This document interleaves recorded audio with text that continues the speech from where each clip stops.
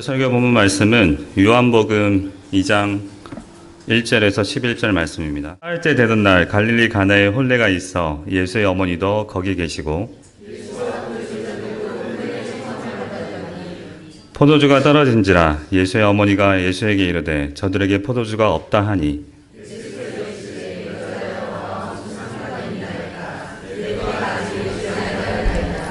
그의 어머니가 하인들에게 이르되 너희에게 무슨 말씀을 하시든지 그대로 하라 하니라.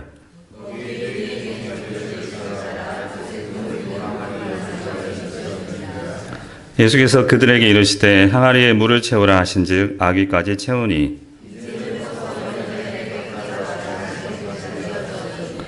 연회장은 물로 된 포도주를 맛보고도 어디서 났는지 알지 못하되 물 떠온 하인들은 알더라. 연회장이 신랑을 불러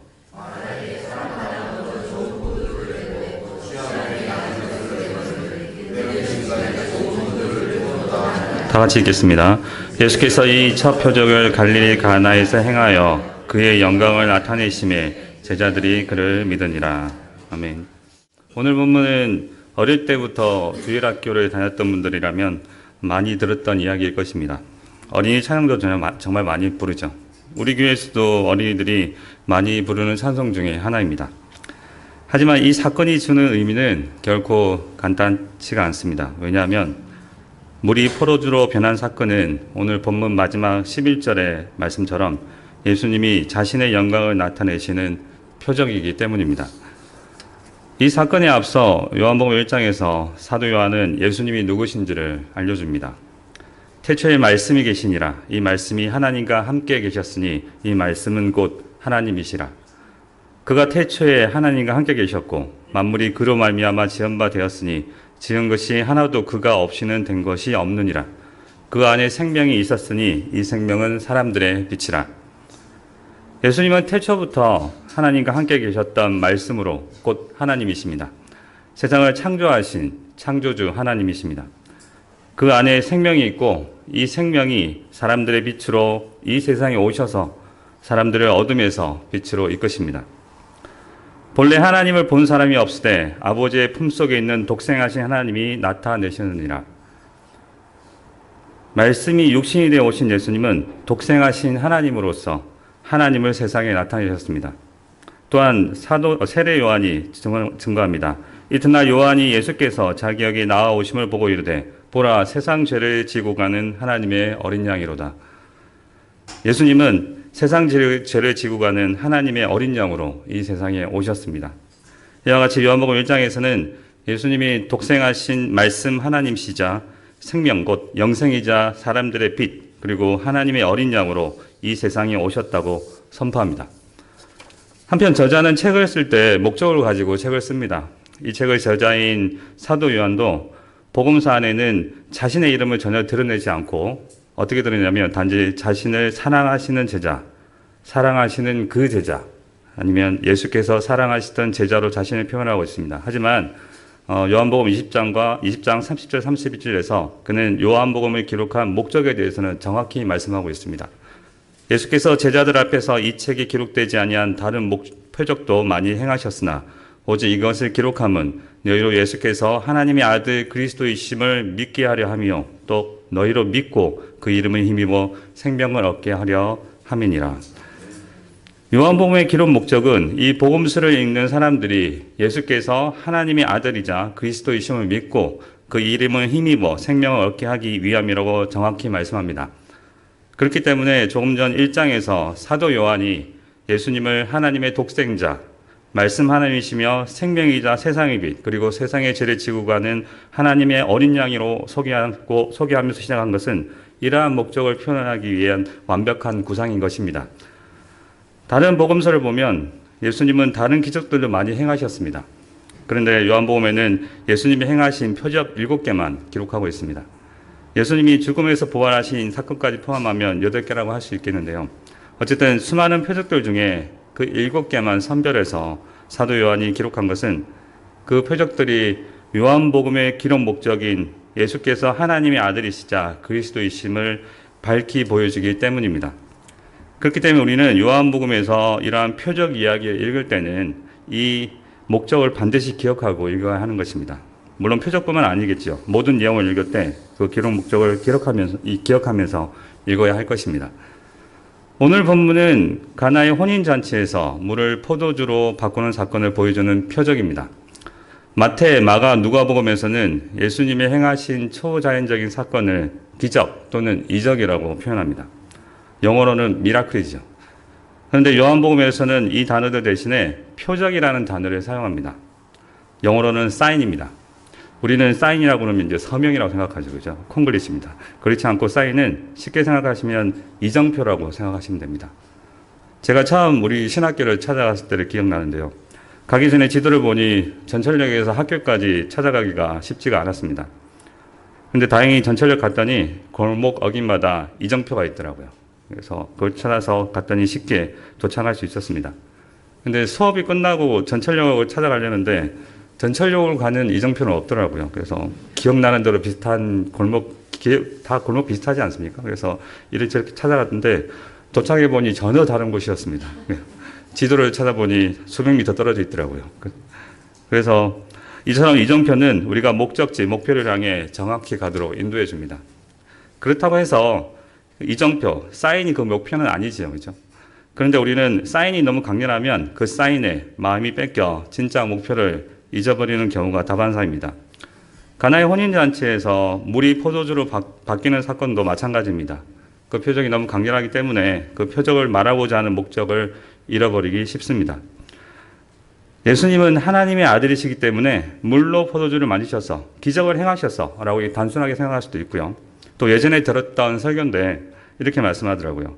예수님을 만난 물이 포도주로 변하듯이 우리도 예수님을 만나면 아무 맛도 나지 않는 물에서 포도주로 변할 수 있게 되었습니다.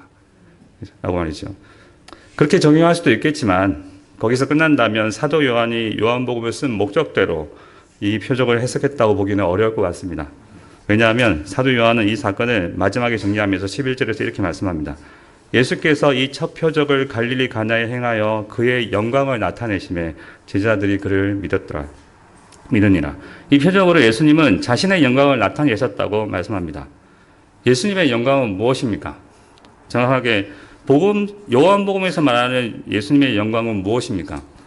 우리는 그것을 한번 생각해 봐야 됩니다. 요한복음 1장 14절입니다. 말씀이 육신이 되어 우리 가운데 거하심에 우리가 그의 영광을 보니 아버지의 독생자의 영광이요 은혜와 진리가 충만하더라. 바로 아버지의 독생자의 영광, 하나님의 아들이심을 나타내는 영광인 것이죠. 또 요한복음 12장 23절입니다. 예수께서 대답하여 이르시되 인자가 영광을 얻을 때가 왔도다 라고 하십니다. 이때 영광은 예수께서 십자가에 달리실 사건을 말씀합니다. 그리고 요한복음 7장 39절을 보면 이는 그를 믿는 자들이 받을 성령을 가르쳐 말씀하신 것이라. 예수께서 아직 영광을 받지 않으셨으므로 성령이 아직 그들에게 계시지 아니하시더라 라고 말씀하신데 이때 영광은 예수님이 부활하셔서 하나님 우편에 승천하심을 나타냈습니다. 그래서 요한복음 12장 23절 그리고 7장 39절을 합쳐서 보면 이때 나온 영광은 세상의 죄를 지고 십자가에 죽으시고 부활 승천하실 그래서 받게 되실 그리스도의 영광을 나타내는 것입니다. 그러므로 이것을 다 합치면 오늘 본문 11절의 영광은 바로 하나님의 아들이자 그리스도의 영광인 것입니다. 이는 요한복음 20장 31절에서 말씀하는 요한복음의 저술 목적인 예수께서 하나님의 아들 그리스도이심을 믿게 하는 것과 그를 믿고 힘입어 생명을 얻게 한다는 그 목적과 같은 맥락 안에 있는 것입니다. 이러보건대 요한복음은 굉장히 정교하게 지어진 책이라는 것을 우리는 알 수 있습니다. 이제부터 본문을 보면 사흘째 되던 날, 그러니까 나다나엘을 만나고 이틀이 지난 뒤 갈릴리 가나에 있는 혼인잔치에 예수님과 제자들이 초청을 받았습니다. 오늘 본문에서 주목해야 할 단어들이 몇 개 있는데요. 그것은 혼인잔치, 그때, 포도주, 정결 예신용 도 항아리, 그리고 앞에서 이미 다루었던 영광입니다. 그래서 이 단어들을 중심으로 본문을 보도록 하겠습니다. 첫 번째로 주목할 단어는 이 이야기의 배경인 혼인잔치입니다. 혼인잔치는 구약 성경에서 장차 하나님께서 베풀어 주실 미래의 궁극적인 구원을 이야기할 때 자주 사용되는 상징입니다. 호세아서 2장 19절 20절입니다.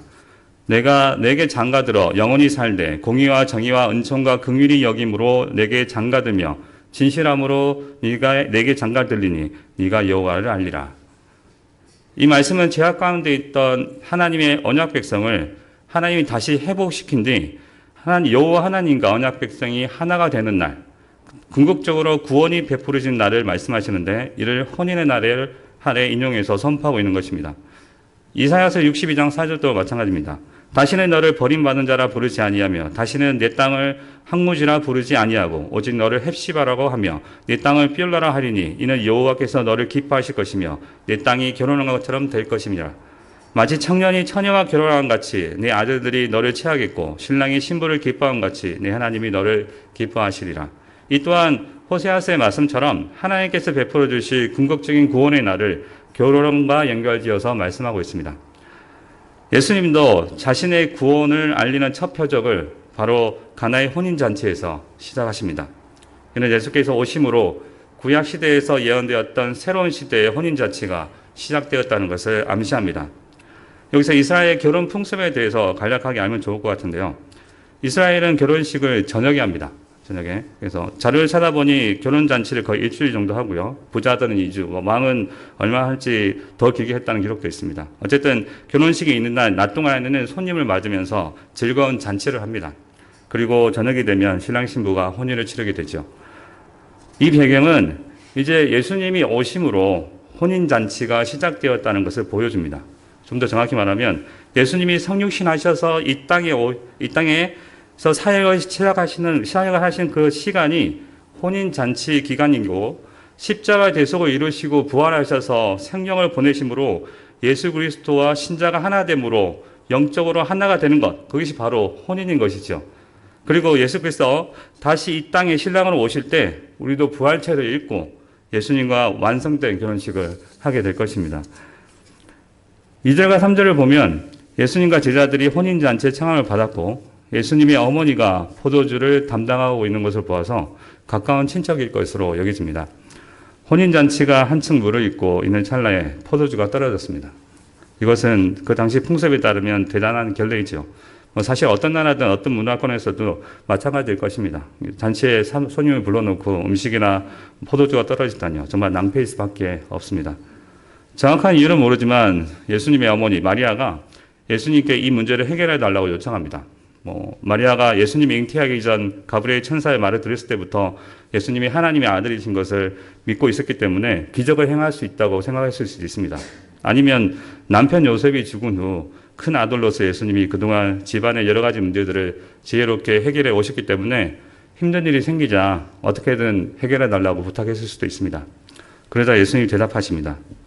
예수께서 이르실 때 여자여 나와 무슨 상관이 있나이까 내 때가 아직 이르지 아니하였나이다. 듣기에는 거절처럼 들립니다. 그것도 아주 민망할 정도로, 그죠? 하지만 우리가 알다시피 이후에 예수님은 그의 어머니의 부탁을 해결해 주십니다. 여기서 예수님은 우리가 두 번째로 주목해야 할 내 때라는 수수께끼 같은 말씀을 하십니다. 때라는 말은 두 가지로 해석이 가능할 것 같은데요.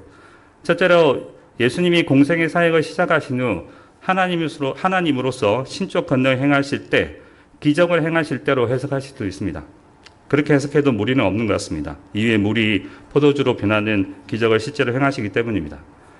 두 번째 해석은 이 때를 예수님의 십자가 사건과 부활의 때로 보는 것입니다. 왜냐하면 요한복음이 진행되면서 반복적으로 이때란 말을 많이 사용하는데 이것은 결국엔 예수님께서 십자가의 죽으심과 부활의 때를 나타내는 것으로 점점 더 명확해지고 있기 때문입니다. 요한복음 7장 30절입니다. 그들이 예수를 잡고자 하나 손을 대는 자가 없으니 이는 그의 때가 아직 이르지 아니하였음이로라. 12장 23절. 예수께서 대답하여 이르시되 인자가 영광을 얻을 때가 왔도다. 27절. 지금 내 마음이 괴로우니 무슨 말을 하리요. 아버지여 나를 구원하여 이 때를 면하게 하여 주옵소서. 그러나 내가 이를 위하여 이 때에 왔나이다. 13장 1절. 유월절 전에 예수께서 자기가 세상을 떠나 아버지께로 돌아가실 때가 이른 줄 아시고 세상에 있는 자기 사람들을 사랑하실 때 끝까지 사랑하시니라. 17장 1절.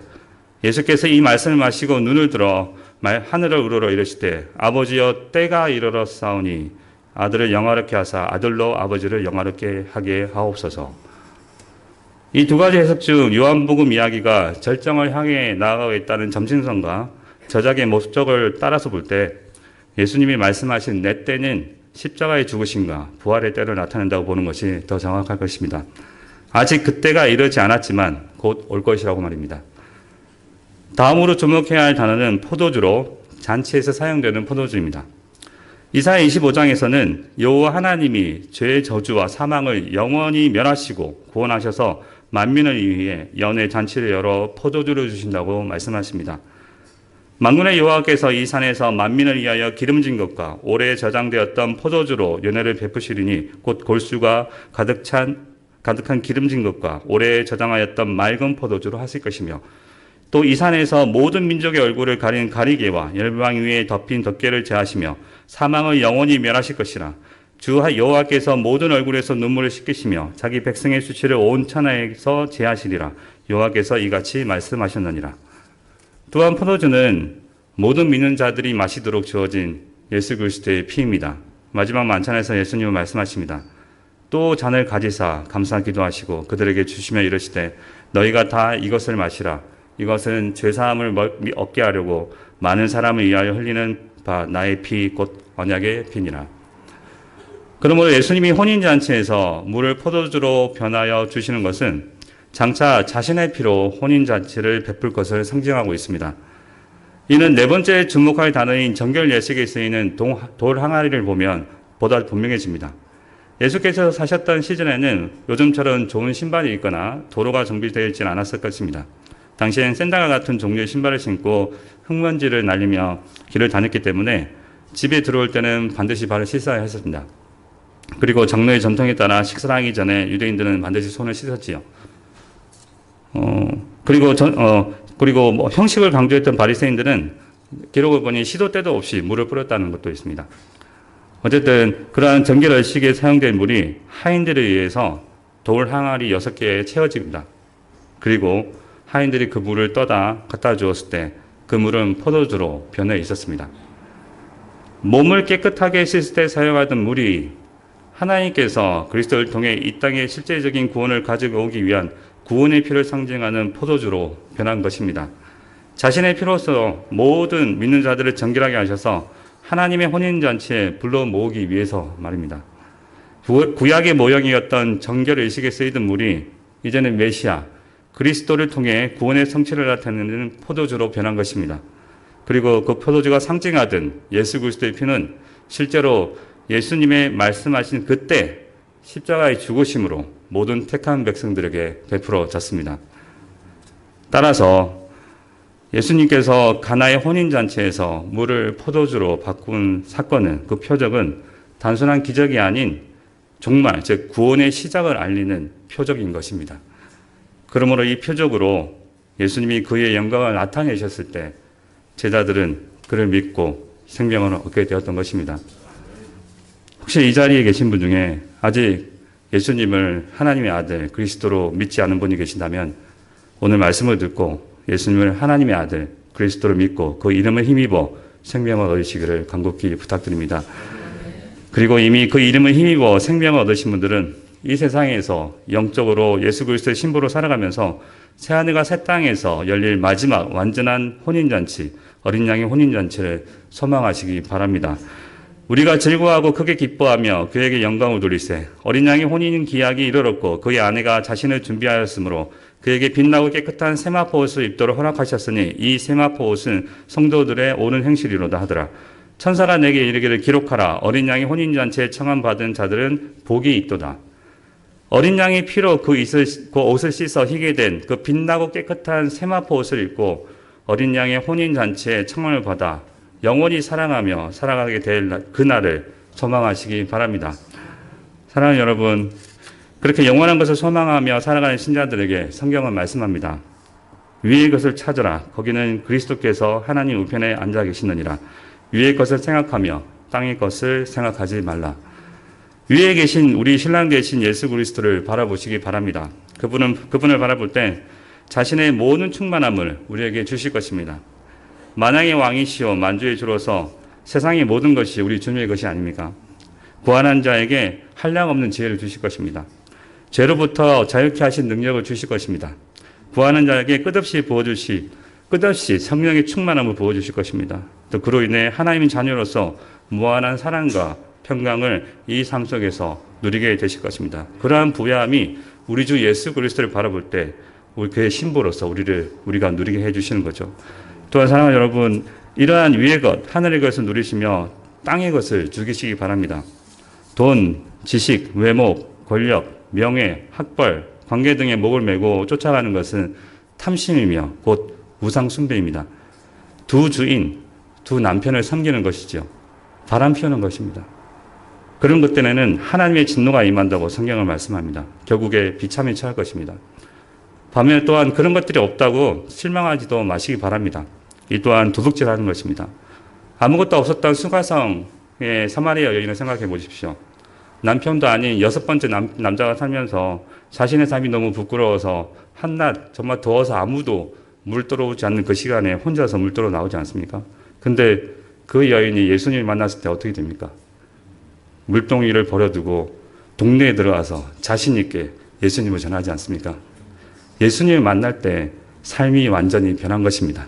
그러므로 믿음으로 신랑 되신 예수님을 바라보시기 바랍니다. 말씀을 정리합니다.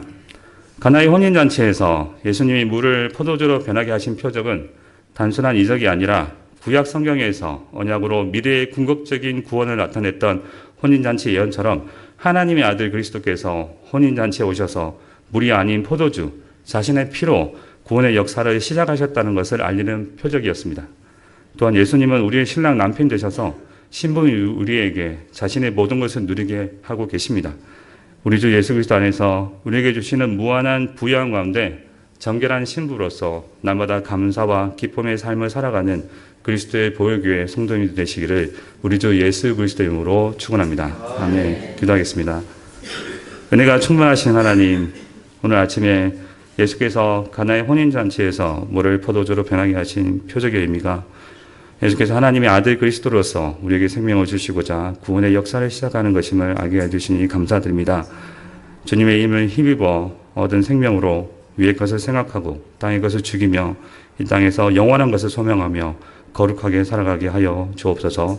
감사드리며 우리 주 예수 그리스도 이름으로 기도드립니다. 아멘.